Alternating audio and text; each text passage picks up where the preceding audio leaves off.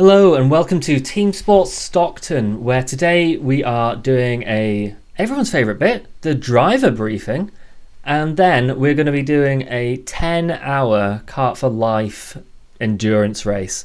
We've got Adam, Ben, Tom Fox, Joel, and then me in that order. So, pretty good team, and me. We are starting off with Adam.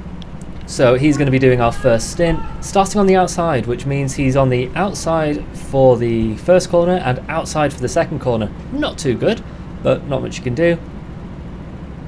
Lights go green after a little think. Good start from Adam. Through the first corner, somebody on the inside, there's Alfie, somebody else on the inside. He is going to be getting through now. We managed to get around the guy on the outside though, so only one position lost so far. Pretty good considering we were on the outside for turn one. Through the double right-hander, really slippy there. Managed to keep up with everyone. This is what it looked like from off board. So we see the lights go green. A couple of people jumping around. Adam trying to keep the position. Alfie just straight through on the inside. And then down, running over to... This is really unique actually, that you can look over and see people on the downstairs part as well. So there's Adam. P7, and we're going to jump back on board with him. So, trying to keep up. Everyone pretty well behaved so far. All one by one, all just in a big conga line. So, no one sending any silly moves. Obviously, it's a 10-hour race. You don't want to get any sort of black flag on lap 1 and put yourself at a huge disadvantage. So, we have survived the first lap. Fantastic. Jumping forwards to the middle of lap 2 now. The guy in yellow goes up the inside, gets a move on, I think that might be Matas from the Bradford team, not too sure. Bit of a hit from behind though. That guy then pinches Adam over against the wall, so he gets past. Not really much Adam could have done there, I don't think. Through the first corner, onto lap 3. If he's going to be that aggressive, then hopefully we can try and follow him through. So he goes through on the inside. Adam looking for the jump as well. Gets the inside for this corner. A little bit of bunching, so that guy manages to keep the position, hold the line around the outside. Goes a bit wide though, makes a bit of contact with the right rear on that wall, so maybe he's not too confident. Maybe there's a chance for a move here. Adam follows him through, looks to the inside here, sends it, big hit. Not quite enough alongside, so Adam waves him back. It's only lap 6. No, like I said, no need to get a black flag 6 laps into a 10-hour race. Guy on the outside. Adam goes a little bit wide on the second part of that double left, so he gets through. Down to position 9 on lap 9. Downstairs. Not too bad. You know, let's just try and get our head down, see what we can do, try and just keep it steady, keep it going. Adam a little bit wide again though, so he lets the guy through. No point fighting at that point, just try to use him as a bit of slipstream, as someone to get through. That's what Adam's doing, so he goes up the inside. Adam follows him through, tries to look for the inside of the next corner, but that guy has quite a lot more speed. Adam on the outside, ends up on the outside for this corner and just can't keep the position, can't keep the momentum. So we are still in P10, lap 26. He's going to find a way through. We're going to jump forwards now to lap 32, and I think this guy is lapped. So Adam goes to the inside, can't make it work though. Looks through the second corner, tricky downhill braking, sort of lots of elevation change.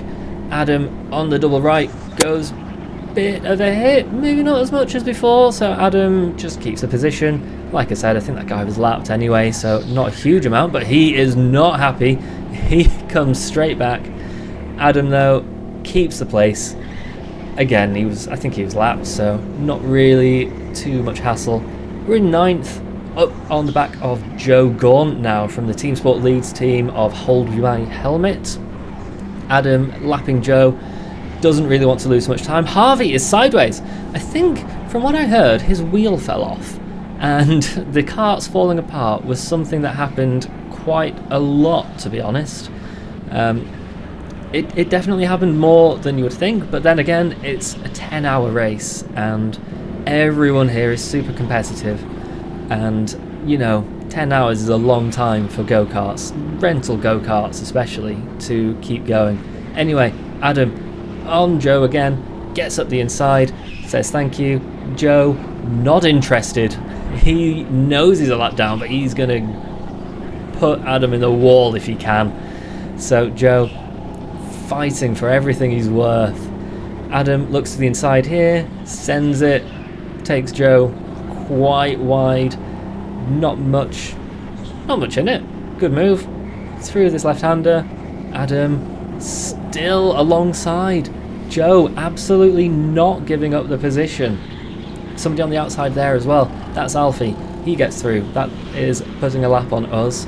Maybe we can follow Alfie through? Maybe not. On the back of Joe still. Joe is a former lead staff member. Adam decides to come in. So, driver swap. Adam out and Ben in. The kart though, that says no, I want to keep going. I'm gonna get past Joe. The guy has to grab it. So, an hour in, we are, I think that was 9th.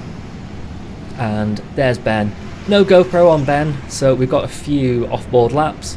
Gonna watch him through the first part of the lap, down the ramp. There he is, coming down the ramp in the middle. So really good driving from Ben. I think he did just over an hour, so really good stint from him. We managed to pick up 2 places, so we were in P7 by the end of Ben's stint, which is really good. Really happy with that. Coming up the ramp, there we go. Interesting track layout. Obviously you've got the upstairs and the downstairs. Really grippy upstairs, really slippy downstairs. Pretty unique in that. It's a little bit like Bradford, but I'd say a bit more aggressive, a lot more aggressive. Anyway, Ben coming round. It's been over 2 hours at this point, so we are having to do a fuel stop. So, puts his hand up into the pits and comes to a stop eventually and has a chat with Joel. You know, we've got to see how Ben is feeling, how the kart is feeling. Can Ben keep going? Does he want to come in? Is the kart feeling okay? What's going on? So, after the mandatory, however long, might have been a minute that you have to stop for, Ben gets to get going again into the path of those 2 people. Just bad timing. But he keeps going, everyone's happy, down the ramp, and then in he comes for the driver swap. So, Ben stops. Tom Fox, there we go. Our ace in the hole, our second in BIKC middleweight 2024, Tom Fox. He is definitely going to be our secret weapon. Out he goes. This is it from his point of view. So, our first filmed driver swap. Jumps in, flips the pedals around a little bit, moves the seat again, stop, go, and off. That's the thing about this as well. The thing about endurance racing, which is going to sound really stupid when I say it, but if you've not done one before, it can be a bit of a surprise that you are straight in. If you do a normal TeamSport event, TeamSport race, or a 50-lap race, or even just a normal session, you'll go out and you will do a lights test. You'll go out and it'll be yellow. Everyone has a chance to sort of get into it, get used to it. And then the lights go green or the lights go out and you are fine to race. But obviously in an endurance race, you do the lights test to begin with, and then you can be waiting around for hours before you're in the kart again. And that guy hits the exit of that corner, that's going to slow him down a bit. But when you jump in for your stint, unless you are the driver that's starting first, you're jumping into a live race and you've got to be on it 100% from the very first lap, which is really different to any other sort of events that you do at TeamSport. And it's really fun. That's what makes it so much more fun and so much more exciting. As Tom gets up the inside, and good move. So 214 laps in so far. We're going to jump forwards. Guy in red goes up the inside of that guy from, I think that was Leeds Beckett University. Tom follows him through. Goes around the outside of this guy, not quite working, but he's got the run, so he's still in front of Leeds Beckett. Up the inside at the top of the ramp. Nice, robust move. Can't be wasting too much time behind lapped people. Thankfully, the lights go red. Everyone shaking their hands. Stockton is such a physical track. It's so difficult.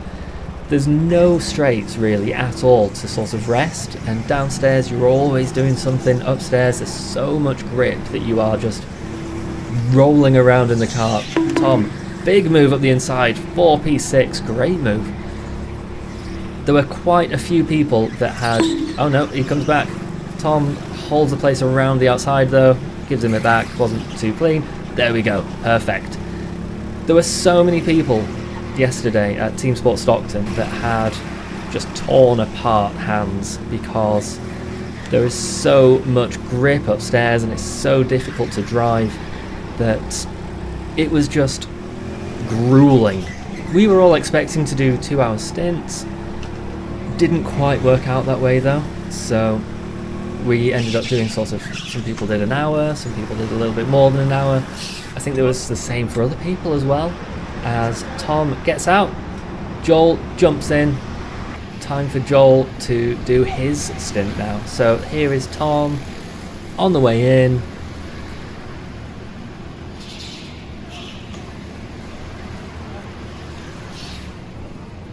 Tom jumps out the cart, Joel skips towards the cart, gets in, flips the pedals around, moves the seat. Nice, quick stop, quickish stop. Stop and go, and there we go. So Joel just into that guy manages to not collect him. Joel keeps the place though around the outside, so really good move from Joel. Lap 340 now, so we are really getting through. I think this was about midway. Joel nearly runs over Luke. Maybe that's going to get him a bad kart in the next kart swap. But Adam, having a chat with Adam, seeing how it's going. Nothing much happened on the first part of Joel's stint, so just having a little bit of a confer, see how it is. Joel gets in, has to wait, stop. You can hear the throttle is sticking. They're trying to get it to work. Throttle sticks again. Drama. Really bad. Joel nearly runs down Luke again. Maybe it's something personal. Maybe it wasn't the kart at all. Anyway, Joel has to swap karts. Terrible timing. Terrible for us because that's leaving even more time. He has to get the kart going. Kart is going to be cold at this point. Go, stop, go. Out we go. So we've lost a bit of time there. Managed to not lose the place. No, we do. He goes through. So, lap 366. What a terrible fuel stop. Have to come in again though because it wasn't actually a fuel stop. So they're going to fill the car with a bit of fuel because it hadn't got the actual amount in that it needed. Joel fuming.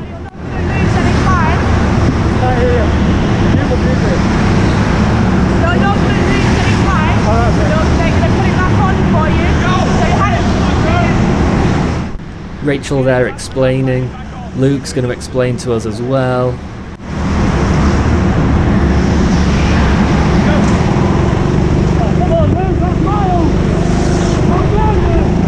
So, that bit of reliability issue, car wanting to go, you know, the accelerator actually working.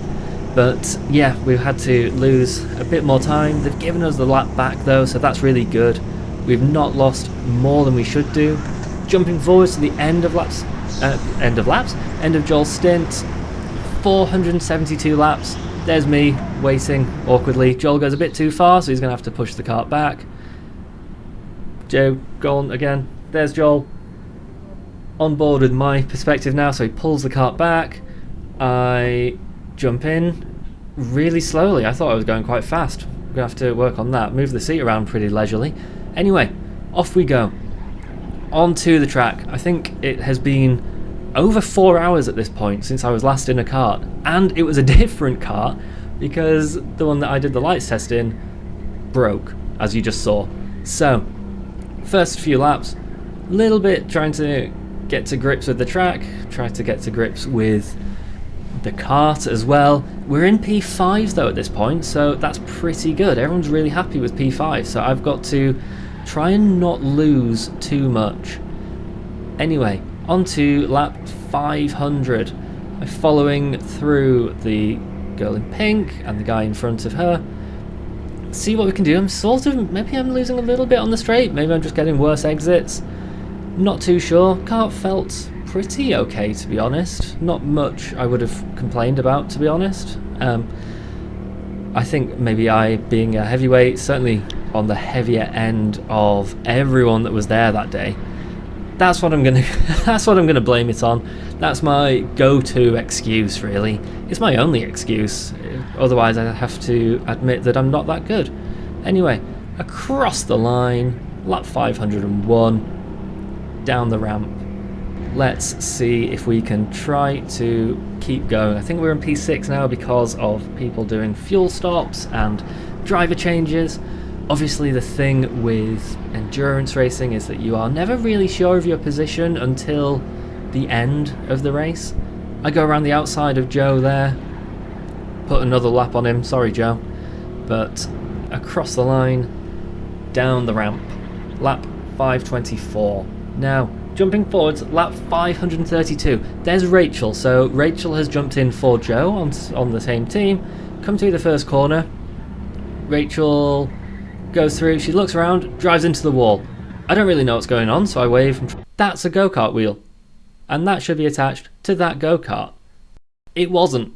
That's why she drove into the wall, because her wheel fell off. So another kart falls victim. So I'm trying to get this guy's attention because it's still green. She's on the exit in a really dangerous place. It's sort of a little bit further down as well, so maybe not too easy to see for the people stood in pit lane. Lights go yellow, lights go red. I look at my watch. The time's incorrect, but apparently 144 BPM. I thought I was in pretty good shape. It was quite warm that day. There's not really much ventilation, and it's a really grueling track, like I mentioned. That marshal, he comes and has a look at me. I feel like he's looking at my number. I'm quite concerned that he thinks that I did something to provoke Rachel to go into the wall. It wasn't me, officer, I promise. Please don't give me a black flag for something that I didn't have anything to do with. Anyway, nothing came from it. He definitely had a good old look though, but we get to continue. Here we are behind the helmet cover guy. There are no prizes for guessing why he's called that, I'm afraid, but I'm going to link his YouTube channel in the description. Go check him out if you want. He is really fun, obviously. It's great to see someone have fun with it. You know, it's so easy to get super caught up in competitiveness and trying to do as much as you possibly can and everything. And he lets us through, thank you very much. But it's great to see someone have fun and, you know, really have their own brand outside of just being good. Lights go yellow, lights go green, he goes for the move, he lets me back past. I don't know why the lights went yellow for a good 3 seconds and nothing else, but anyway.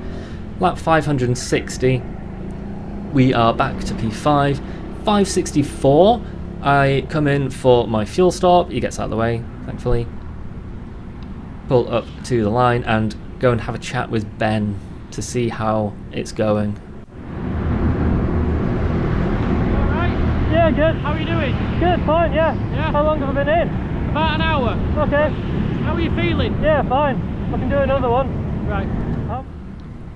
These endurance races are also really different because you've got your friends on the outside, you know, you've got your teammates, and they can give you encouragement, give you thumbs up, give you information. It's a lot less lonely than some races are, but at the same time it can be a bit more pressure because you are not wanting to mess up for your team. You know, you don't want to make a mistake and lose the team time rather than just yourself. So I really enjoy endurance races for that. There's so much more than just turning up to TeamSport and doing a race as fast as you can. Anyway, out the kart, Adam back in for his second stint now. I've done, I think it was about 140 laps, so not too bad. Nice. Thank you from Ben. Great. I have to go and sit out in the bar for an hour, so listen to how much difference there is in noise.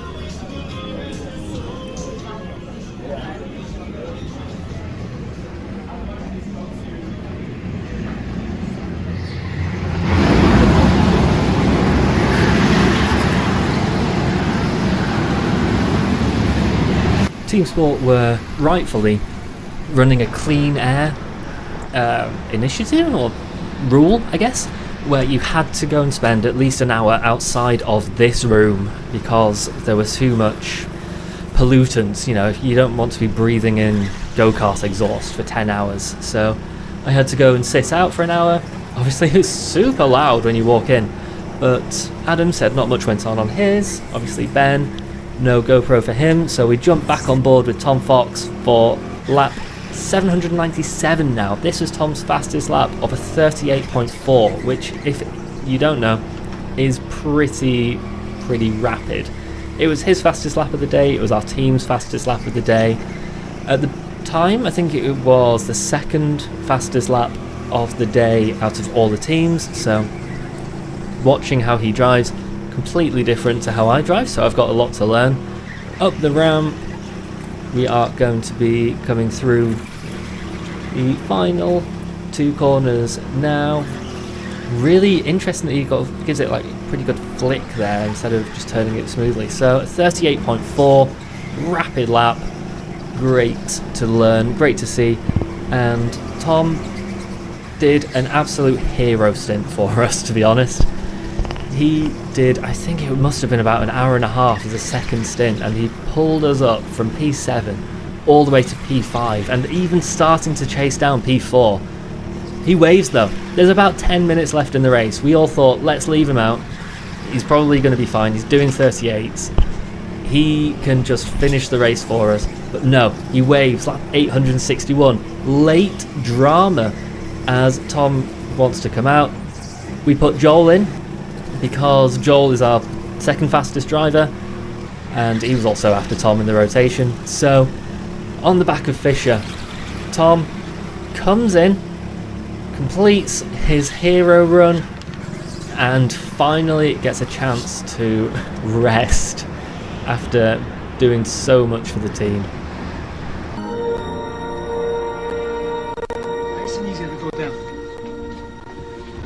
Anyway, Joel, go, stop. Joel's a bit flustered. 10 minutes, we've been battling with Team Bradford for the whole race and we are wanting to win. Has to redo the pedal after even setting off. You know, he's in that much of a rush to get going. And 866 laps in now. So we are really coming to the end of it. Joel's got a lot to just sort of keep position. We've lost about 15 seconds with that driver swap. There at the top is Lewis from Bradford. There at the bottom is Joel. So the gap was really close. But final lap, across the line, we continue in P5. We've done it. We've got P5 out of 12 of the day and the first non-local team, which we are all really buzzing with. Fist bump from Alfie. I think they were second. Great job for them as well. There we are with the drivers. TTT-siders, 6 laps in the lead. Fantastic job from them. There's the podium. Of course, none of this would be possible if it wasn't for the people at Kart4Life. So we both work for the Yorkshire Ambulance Service, and what started out as a charity football club, we found that raising money for charity, playing football, raised a bit of money, but none of our team wanted to play football when it was cold in the winter. So we decided to do something a little bit different during the colder months, and that's what led to Kart4Life. We found that we were able to raise a lot more money for charity in one night doing karting than we could do by playing football. So that's where this has stemmed from, and the idea is quite simple really. We try and pick charities that are life-saving charities that are close to the Yorkshire Ambulance Service. We're all about, you know, giving people the best chance of life and trying to help keep people going for as long as possible. One of the charities we raise a lot of money for is the Yorkshire Ambulance Service charity, which, you know, does community defibrillator funding, food banks, and CPR training, and the National Restart Heart Day that we launched. So that's why we do it. We try and pick local charities that are all about saving lives, so then teams can come take part and, you know, raise money to help save lives, literally karting to save lives. The other side of it is grassroots motorsport. So alongside raising money for charity, we open up these endurance events to different amounts of drivers. So you can have 4 drivers in a 10-hour event such as tonight, or you can have 10 drivers, and the more drivers you have, the cheaper it becomes per driver, making it more accessible to people that might not necessarily have as much money as other drivers. So anybody in the grassroots community can come and take part in an affordable event where you've got some of the best karters in the country competing on track, and to be able to race against them, show what you can do, can go a long way to somebody getting into the motorsport industry. Please. You can The take charity that for then. today is MNDA, so the Motor Neurone Disease Association. Simple fact I chose it is one of my sporting heroes is Rob Burrow, and it's well documented over the last 4 or 5 years. Since when he got diagnosed to sadly when he passed away last year, the impact it had on his life, it had on his family and everything like that. And it's not just about the impact that the disease has on the person who's been diagnosed with it, it's what impact does it have on those around them and their support network. We're up to £55,000 for charity we've raised through 17 previous events. Today is a tricky event. We weren't able to fill the grid, and we haven't got any fundraising totals from teams that are taking part tonight, but provisionally we're hoping £500 is a bare minimum from the team entry fees, and then hopefully we'll be able to make that £1,000 to £2,000 tonight from fundraising that have taken part. It's a really good cause. They run a really good event. If you can check them out, I'm going to put all their links in the description as well. Had a really good time. Really enjoyed it. Thank you very much, Kart4Life. And hope to see you out at the next one. I believe the Leeds 24-hour is going to be the next one. So maybe see you there. Either way, had a great time. Thank you very much, and see you out on track soon. Thank you.